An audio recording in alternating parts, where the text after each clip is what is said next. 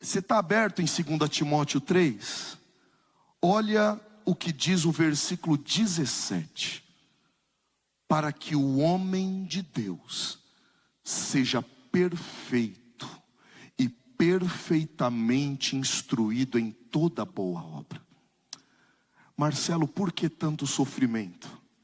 Deus não está preocupado, meu querido irmão, em encher a nossa barriga de esfirra, de pizza, ou nos manter aquecidos em nossas camas. O Senhor quer que nós sejamos perfeitos. O propósito de Deus é que nós sejamos perfeitos. O propósito dele é que nós sejamos cheios da presença de Deus. E se para isso for necessário, vai acontecer o que aconteceu em 2 Coríntios capítulo 12, quando o apóstolo Paulo diz assim: eu tive uma visão, não sei se no corpo ou fora do corpo, mas o que vi e ouvi, não é sequer lícito pronunciar, mas tem uma coisa: para que eu não me ensoberbecesse com a excelência das revelações, foi-me dado um espinho na carne, a saber, um mensageiro de Satanás, para me esbofetear a face, para que eu não me exaltasse. Aí Paulo diz: eu fui orar, Senhor, por que tanta perseguição? Tira o espinho na carne. Senhor, por que tanta perseguição? Tira o espinho. Senhor, tanta perseguição, tira o espinho. E aí ele disse: depois da terceira oração, o Senhor me responde dizendo: Paulo, a minha graça te basta, porque o meu poder se aperfeiçoa na tua fraqueza. A resposta de Paulo diz assim: então, de muito boa vontade eu me gloriarei, para que em mim habite o poder de Cristo. Se você um dia chegar no céu e disser: Paulo, para que aquele espinho na carne? Paulo vai dizer assim: havia um propósito, ele queria me encher de poder, e para me encher de poder só funcionava se o espinho doesse. Quanto mais o espinho dói, mais o poder flui na minha vida. Bendito seja o nome do Senhor, aleluia. Por que tanta luta? O apóstolo Paulo, ele segue na certeza de que ele está cumprindo o chamado do Senhor. E ainda no capítulo 20 de Atos, o texto bíblico diz no versículo de número 2: e havendo andado por aquelas terras, e exortando-os com muitas palavras, veio à Grécia. Por onde Paulo passava, ele encorajava os irmãos. Ele tinha uma palavra de Deus, ele tinha uma palavra de encorajamento, ele tinha uma palavra de fortalecimento por onde ele passava. Quando Paulo, lá no final, talvez não tenhamos tempo de comentar hoje, mas quando Paulo, lá no final do capítulo 20, está falando com os anciãos de Éfeso, ele diz o seguinte: eu sei o que está me aguardando em Jerusalém, porque o Espírito Santo já me revelou de cidade em cidade. Em Jerusalém está me aguardando prisões, em Jerusalém estão me aguardando cadeias. Paulo sabia o que aguardava, para onde ele estava indo, mas enquanto ele caminhava em direção às cadeias, em direção ao lugar onde ele seria preso e depois morto, ele ia passando de cidade em cidade, e de cidade em cidade ele dizia: no demais, irmãos meus, sede firmes e constantes, sempre abundantes na obra do Senhor, sabendo que o vosso trabalho não é vão no Senhor. Você já parou para pensar nisso? Paulo sabia que ia ser preso, mas quando ele chegou em Tessalônica, ele disse: meus irmãos, fiquem firmes, porque a recompensa está chegando. Ele viaja para Bereia, ele sabe que ele vai ser morto, mas ele diz: meus irmãos bereanos, fiquem firmes, a recompensa está a caminho. Ele chega em Filipos: meus irmãos, fiquem firmes, a recompensa está a caminho. A alma dilacerada, o destino incerto, mas na boca só havia uma palavra: fica firme, fica firme, fica firme, aleluia. Glória a Jesus, aleluia. Meus irmãos, a nossa vida não é fácil não. A nossa vida, a gente passa por lutas, por enfermidades, por dificuldades de toda ordem, dificuldades financeiras, dificuldades no lar, dificuldades de toda ordem. Mas enquanto nós estivermos caminhando, enquanto nós estivermos nessa jornada, que nós por onde passarmos, deixemos um legado de testemunho da glória de Deus, sejamos abençoadores, sejamos instrumentos de edificação, aleluia. E eu faço essa pergunta: que legado nós estamos deixando por onde nós passamos? O apóstolo Paulo, por onde ele passou, pelas cidades onde ele passou, o legado de Paulo está registrado aqui: firmeza e encorajamento aos irmãos. Em nenhuma cidade, Paulo, por onde passou, ele levou maledicência, levou fofoca, levou mentira. Não era esse o legado que ele deixou, não. O legado que ele deixou foi o legado de palavra de Deus e de encorajamento. Eu pergunto, meus irmãos, primeiro para mim, que legado deixamos por onde passamos? Passou um crente por aqui? Passou. O que ele deixou? Bom, ele deixou 4 cheques sem fundo, tirou um celular aqui no meu nome, não pagou as prestações, inventou, pegou emprestado, não pagou, pegou o serviço para fazer, não fez, mentiu. Passou um crente por aqui? Passou um crente por aqui. A quantidade de atestado falso que ele pegou lá na Praça da Sé, olha aqui, ó, tá tudo aqui. Que legado estamos deixando por onde passamos? Diferente, sabe o que é? É quando você escuta assim: passou um crente por aqui? Passou. Ele orou, ele pregou a palavra, ali vai, ó. Aquele ali estava doente, agora está sarado. Aquele estava desviado, voltou para Jesus. Está vendo aquela igreja ali? Foi ele que construiu. Está vendo essa família aqui? Ó, foi ele que casou, foi ele que abençoou os filhos. Aleluia, que lindo é, meus queridos irmãos. O crente que por onde passa deixa testemunho, por onde passa deixa legado. Provérbios 4:18 diz assim: a vereda do justo é como a luz da aurora, que vai brilhando mais e mais, até ser dia perfeito. A luz da aurora, a luz do amanhecer, é a mais linda das luzes, porque está tudo escuro. De repente você olha lá no horizonte e surge um facho de luz, e você sabe que a partir dali as trevas vão ser dissipadas e o dia vai ser perfeito.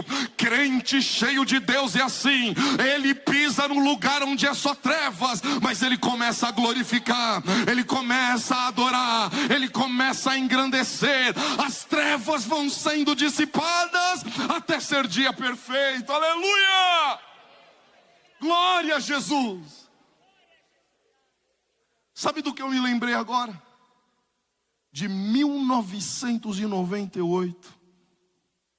Eu estudava, meus queridos irmãos, na ULM, na Universidade Livre de Música. Hoje na Universidade Tom Jobim, estudávamos música, eu e meu irmão. Certo dia nós entramos num restaurante para almoçar antes das aulas. Então, o restaurante quieto, silencioso. De repente, pastor, sabe quem apareceu lá? Irmão Orlando.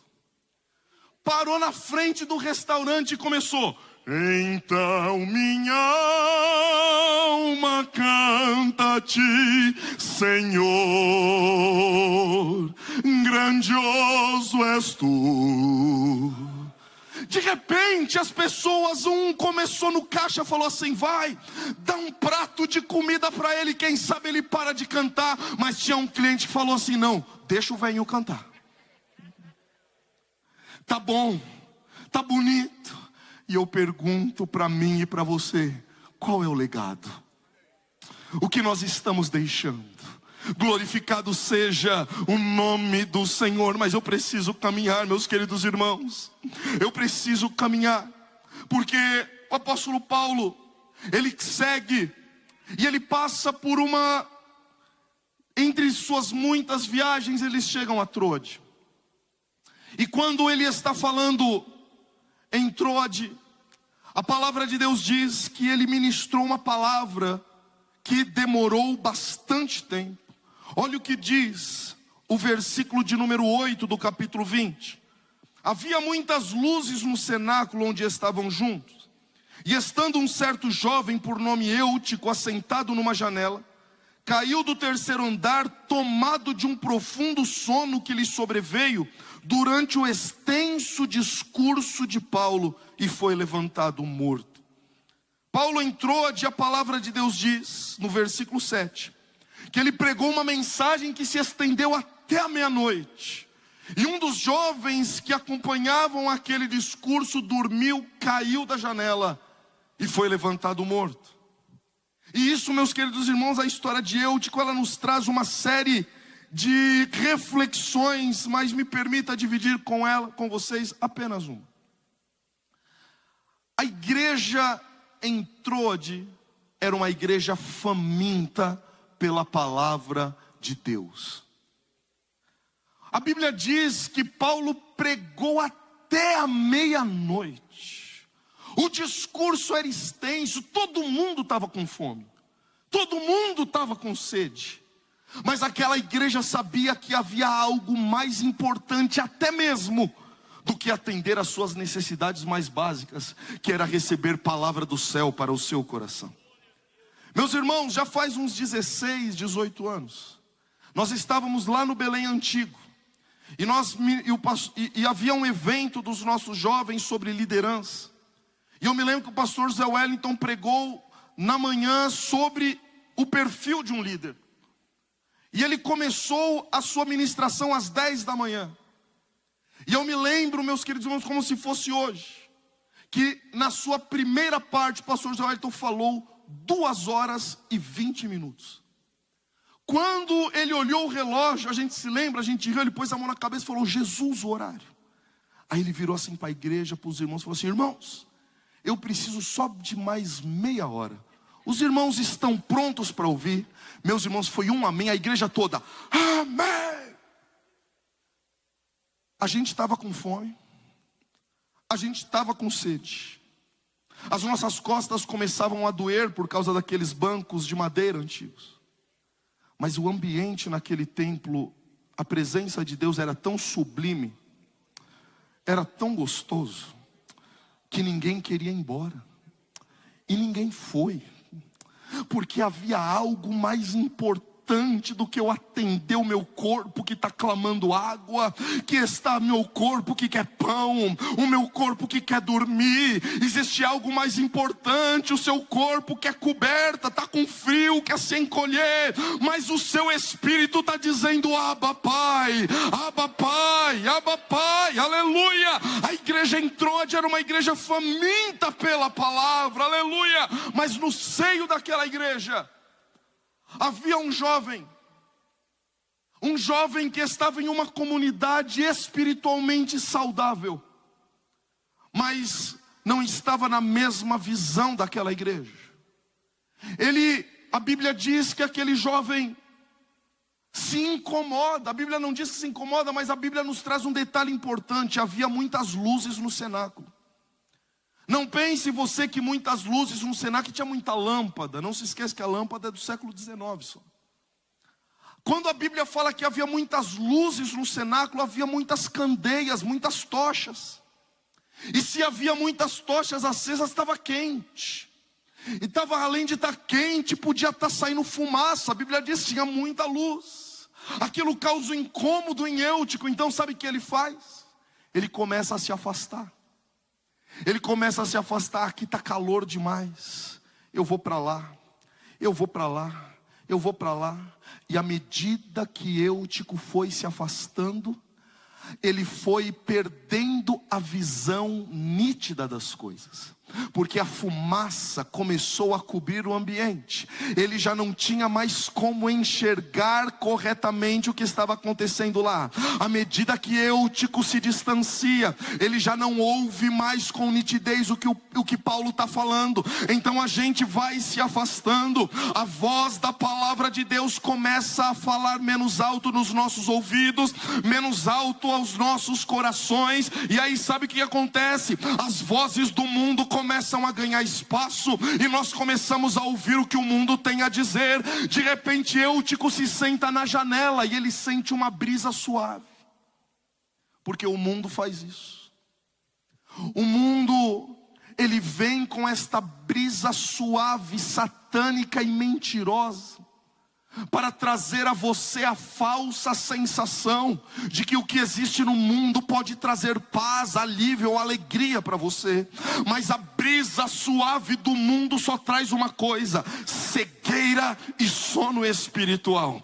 Quando Eutico se dá conta, está no chão, está morto, ele não tem mais vida nenhuma. E aí, meus queridos irmãos, eu encerro dizendo da grandeza do ambiente espiritual, que é uma igreja saudável, aleluia. Eutico está morto, mas é só na presença de Deus que você chega em alguém morto. Paulo o abraça e diz: opa, tem vida aqui, tem vida aqui, tem vida aqui. Não existe nenhum outro lugar que isso acontece. É só na casa de Deus que você olha alguém perdido, drogado, destruído, e o mundo dizendo que não tem mais jeito.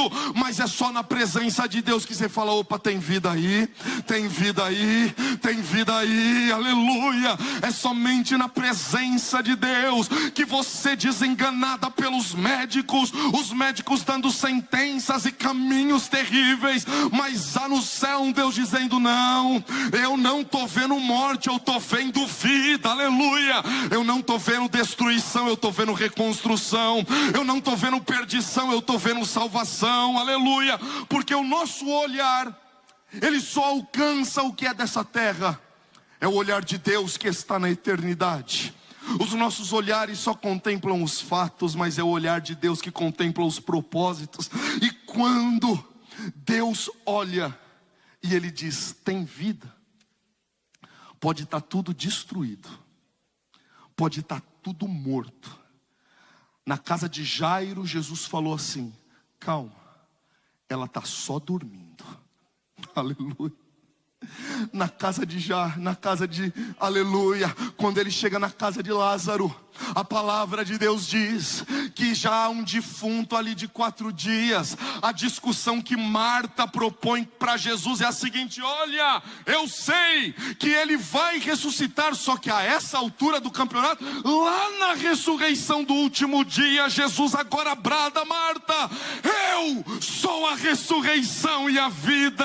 Quem crê em mim, ainda que esteja morto, viverá. É na presença